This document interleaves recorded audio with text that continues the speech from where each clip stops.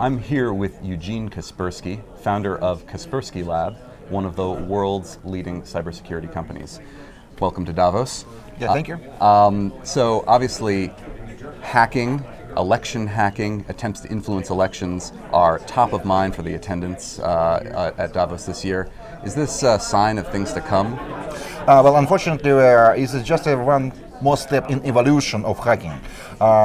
Years ago, there was just a very primitive, basic attack on individuals, then on the enterprises, then on the stars, on the big enterprises, now on elections. And I'm afraid it's just one more step in this evolution, and I'm afraid of the worst of the worst. Attacks on industrial systems, attacks on infrastructure. That's a real problem. Now, there's several high-profile elections set for Europe this year. I mean, Germany, France. Do you think that those candidates should be looking to beef up their security?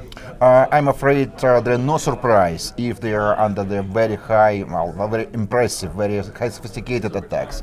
So I will recommend to these people to invest more into cybersecurity, to pay more attention to the protection for the systems, and to have the best experts to guarantee the high level of security.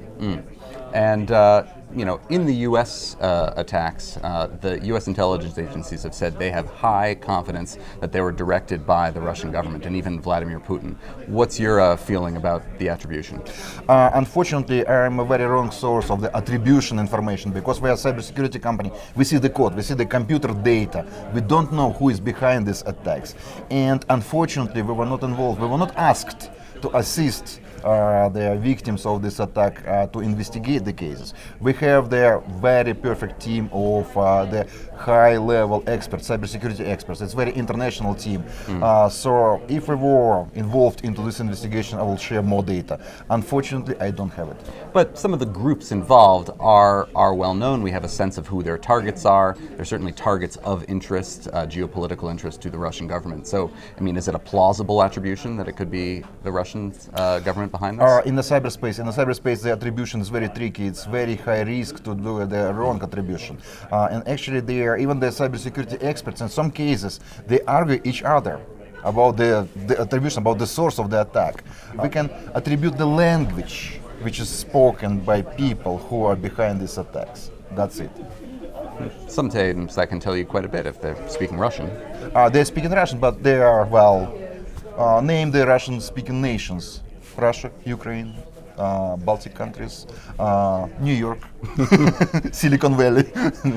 So, what's your opinion of the U.S. intelligence report saying they had high confidence in that attribution? Well, the cybersecurity experts, they were a little bit smiling by reading this report, because the American Secret Services, they have a very, very good experts, there is no doubt. But I think that they were not involved into preparing this report. I can do some trainings for these guys.